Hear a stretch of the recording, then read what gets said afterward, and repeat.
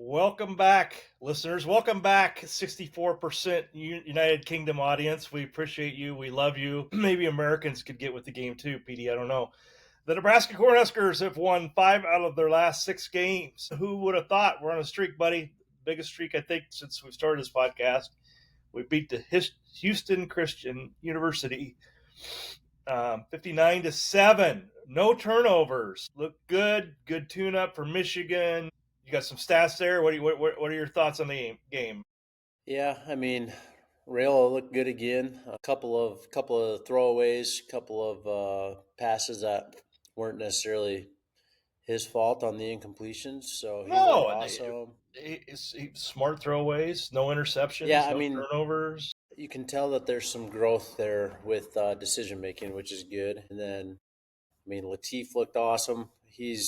Yeah, He's a stud, man. He's going to be good as long as he stays. His QBR is like 100. I think it's more than that. Yeah, it's He's incredible. he's killing. And then Quentin Ives, Emmett Johnson, sharing the load, both looking really good. I think it'll be interesting getting into Big Ten play. I think we're going to need both of those guys instead of Yeah, just Emmett running all over the place. it's a different league. Yeah, that's exactly what I wrote down. Is I wrote down 2 names, or just from I was at the game and it was hot, Petey. It was very hot, but I was in the North Stadium, had a nice breeze from the south, so people were starting to clear out, and we actually had some elbow room, and it was. I just had more fun in a football game in a long time down there. But the two things I wrote down or thought in my head was, number one, I got to talk about my man Emmett Johnson. Man, he is a stud, and we are gonna need him. I'm so glad they didn't play him in the second half. And by the way, they didn't play. A lot of guys they didn't play in the second half. A lot of guys were. They set out Elijah Judy or not Judy. Oh, what's the guy's name? Filtered. Doss, I think, sat out, and then Herzog sat out too for the whole game. But anyway, Emmett Johnson, the more he gets the ball, and I've noticed it. I'm just watching his legs, and the more carries he gets, the stronger he gets as time goes along. Now, obviously, this week, he's going to go a little bit better competition, but I really, really, really like what I'm seeing with that guy. And then, as you said, TJ Latiff, our backup quarterback from California, is his feet. There was one play that was down on the north end zone. I can't remember what quarter, which touchdown. You kind of get lost after 59-7, but he kind of, I don't know, almost I want to say side shuffled, but his feet got him out of trouble in a hurry, and he went around the right side. I don't know if you remember the play I'm talking about. Yep. It's a play that Dylan couldn't do, and I I think don't. that was his first career touchdown. Yeah, was it? Did he score in that play? Yeah, that's right. He did score. But it was It was like close. unbelievable. It They was reviewed it. okay. That's the Yeah. one. Okay, you're right. You're right. But just the beginning part of that play, I don't think Dylan would have got out of that jam. And so I'm not calling for any special package for TJ Latif and future games. We may not see him again until we absolutely need to see him. But I feel very comfortable with that guy as a backup quarterback. He's So those dynamic, man. He's dynamic. Yes, very much so. Yeah, and he's got an arm. It's all good. He doesn't have the game experience, obviously, that Dylan does. And again, listeners, I'm not proposing that Dylan Rayola sits on the bench for TJ Latif. I'm just saying we've got depth, and we got to do what we can to keep that guy at Nebraska. So donors or whoever, throw him some money, keep him, keep him around. Now, do you have anything else? Do you have anything else about that game? And I have a sidebar about something that happened after the game, and then we can go into predictions and talk about Michigan. Yep. No, I think it's pretty cool. We had what 3 receivers with touchdowns: Key, Mills, Barney. Yeah, so much fun to watch, dude. It was so much fun to watch. Those I mean, long bombs are just yeah. freaking perfectly timed. I It's mean, it's Mills beautiful. was Mills was 2 yards away from a hundo on 3 catches. He had 104. So, Yeah, the cool thing is and I Hunter know may what. be our best possession receiver, and we didn't really use him as Yeah. much. But we got great depth at receiver. Well, the one thing that I like is that yes, It's obvious we're playing teams far inferior to us, but it's also refreshing to see us like obliterate teams of this caliber, Yes, because this is exactly what Oklahoma would do to a team, or this is yes, and exactly this is what what Ohio State. what we used to do to teams, and we don't let up. And you can see the depth in the previous years. You just didn't see that depth. It was a big drop off, and Yeah. our depth is going to be great, and we're going to need every single one of those guys. I mean, it's I Big Ten's feel a like, long season. It's going to be rough, you know. yeah. And I mean, I feel like 2 years ago, 3 years ago, not to keep bringing that up, but I feel like 2 or 3 years ago, and even the previous 2 or 3 regimes, like a game like this would have been like 24-17 or 24-10 or something like that. It wouldn't have been explosive. It wouldn't have been flashy. It would have been closer than we wanted it to.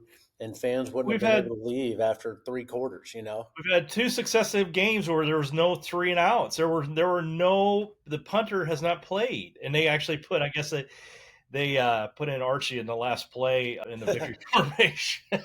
That's awesome.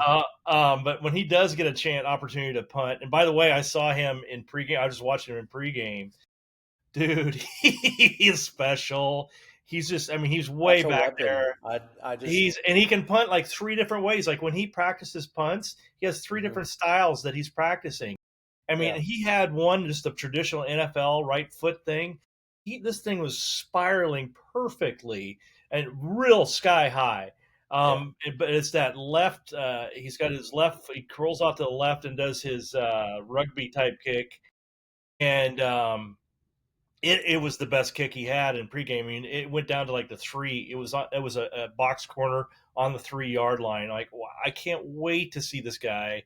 He's going to get a massive. He'll get a massive ovation when he does get a chance to, yeah.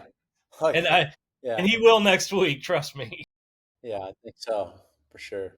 So anyway, all right. Well, let me do a sidebar on something that happened after the game that I don't approve of at all, and I feel very strongly about this, listeners. I mean, people beg for me to have opinions. Well, here's an opinion. Matt Rule and Troy Dannon decided they are going to jet off to the Bud Crawford fight on Saturday night.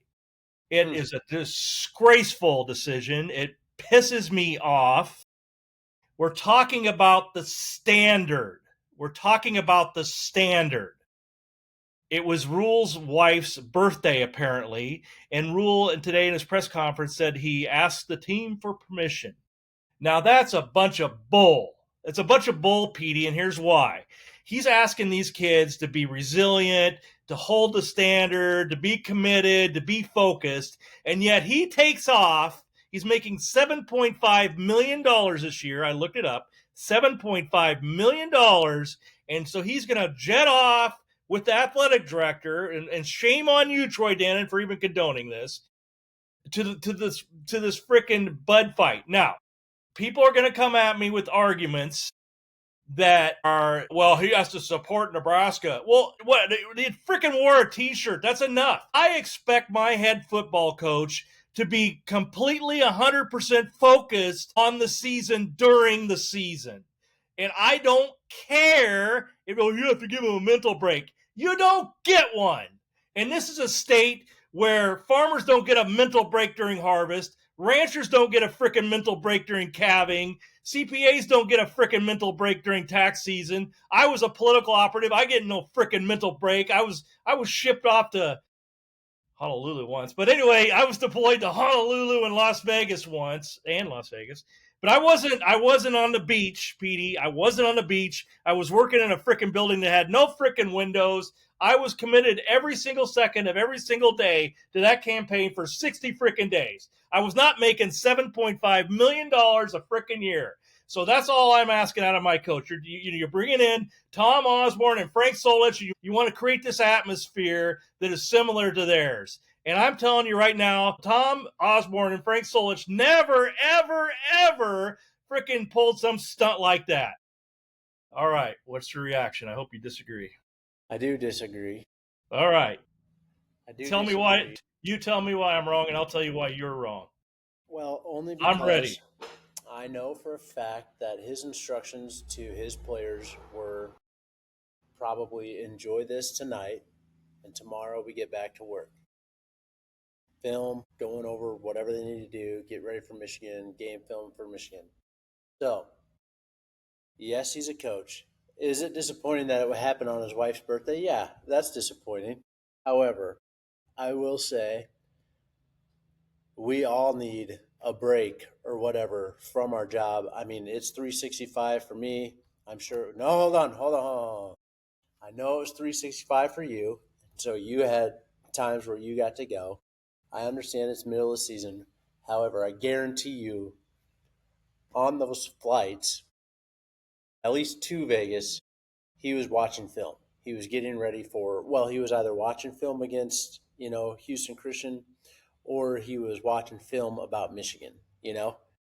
So if you want to think that he was just kind of sitting in the plane, not doing anything, I He guarantee was what you. he was with his. He was in the plane, and they were having a cocktail with freaking his wife. And I Yep. mean, I would do the same thing, wouldn't you? If you're on a private plane, I'd have a cocktail. Well, I don't drink anymore, and you don't Well, drink either. But you can't watch film while you're having a celebratory drink. he wasn't watching film. Wha- I don't buy that. But he should have been in Lincoln in his office watching film, because that's what Tom Osborne would have been doing. That's what Frank Solich He's would have been probably got doing. a bigger TV in that airplane than we got in our basements. Oh, that could be. But it sits wrong with me when he's talking about the standard. Dude, if you're talking about the standard and you're talking about the hardworking people of this state, then everything that you've said to those kids when you did that, every word was nullified. And I know I'm in the very much in minority in this, but I feel strongly about it. And it's the most disappointed I've been with Matt Rule yet. Well, you're just jealous, Sam. Well, yes, I'm jealous. I don't make $7.5 million a year. Yeah, I'm jealous about that. I'm jealous that I don't Listen, get front row seats for freaking the fight. I'm jealous that I don't get to wear these gold chains. Did you see pictures of the guy? He's like wearing gold chains. listen. Like, what are you doing? Oh, he's recruiting players. Okay, then Hey, recruit one. I mean, get out in the limelight, but you know who the first person out of that tunnel is going to be this week? Bud Crawford probably because well, that's why Matt Rule flew to Vegas so he could secure that deal. Come on, dude. No, Come well, I on. mean, first of all, there's going to be 100,000 people there that were watching that fight, ready to go crazy. That's just going to set the tone for the game. If you don't think they're ready for Michigan, if you don't Yes, think they're going to be focused on Michigan, you're crazy. This is I that game. want to. I don't. I want to make sure there isn't a doubt. There isn't a doubt. The biggest game of the freaking year, and he takes off for Las Vegas. Are you serious? It's the biggest game of probably the last 5 years. I mean, if we're being honest, and I'm trying not to be dramatic, but it's a watershed moment in our season. And I I need the know guy it is. focused I on I football, feel and he's like getting paid to focus on football. And I don't give a damn if he's got film study in the plane or not. If you're talking about the standard, he violated a standard, and I would tell him that to his face. Probably not quite so ferociously, but I would tell him, I'm like, hey, I think you made a mistake here, buddy. I think they're treating this game like they treated the Colorado game last year. For whatever reason, Michigan is way better than Colorado was last year. Yeah. But there was a lot of hype around that game, and we rose to the occasion. And I think a majority of the guys that are coming back, the ones that almost beat Ohio State last year, that got one taken away from them almost, like they're out to prove a point, and I feel like we're going to be coming out hot. The nice thing is we've been able to keep it pretty vanilla over the last few games. Well, 2 games for sure. We showed maybe a little bit against Cincinnati, but like we're going to see a different team, I think, on Saturday. And Sounds like we're going to win. I would love it if we did. I'm. This is a 50-50 game, and it's a it's It is a a 50-50 it's a game. it's a gate swinger for us. Like we win this game, A, that's just a huge confidence boost, and B, it's just a huge momentum boost for us as well. But if we lose, and we can't hang our heads on it because like there's still a bunch of easy games out there, and we just need to grow from it. But I feel like we're going to come out with some fire, and that place is just going to be rocking. It's Like going to be rocking. I mean, I'm so, going down Friday night for the Bussin' the Boys performance at Rococo Theater, so that's going to mhm. be awesome.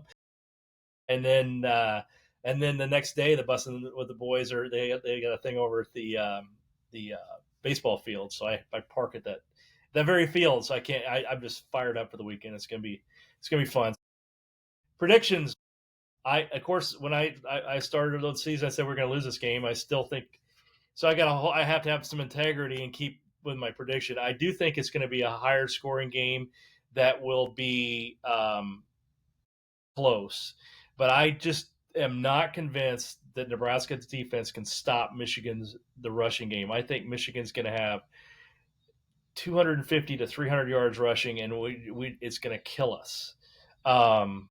And so I'm going to say I vacillated between 21 to 20 and 31 to 28. So to me, it's going to be that kind of it's going to be a field goal game, and I think that both teams will probably have 3 touchdowns at least. But I just don't think we're going to pull it out. And again, I hope I'm wrong. To all our friends in the United Kingdom, I hope I'm wrong. Yeah, I hope you're wrong too. I know exactly what you're saying, but I mean, I said 8-4, and we could get up to 10-2, and if that's You the counted case, this one. I think you counted this one as a win, didn't you? I mean, something good has to happen at home, and this is really our only big opportunity at home. Maybe aside from Iowa this year, to do something like that's a different game. Um, Obviously because of the time of the year and who we're playing, but I just feel like something good has to come from everything we've been putting into this program, and so I think it'll be 27-21 Nebraska. Okay. Yeah. I mean, I think I think we both think that the scoring is going to be right in there. So I don't know what the over unders is, listeners, but now you heard it from here. Yeah. All right. Well, thank you for letting me vent there for a minute, Petey. Speaking of standards, Petey, freaking, we have a schedule to keep on this podcast. We have listeners that are disappointed because you're late. So come on now. Well, tell them to come babysit. Babysitters needed. They'll be sending babysitters from England, buddy. Yeah. Yep. Hi, They man. can help out whenever they want. Go Big That's Red. right. Go Big Red.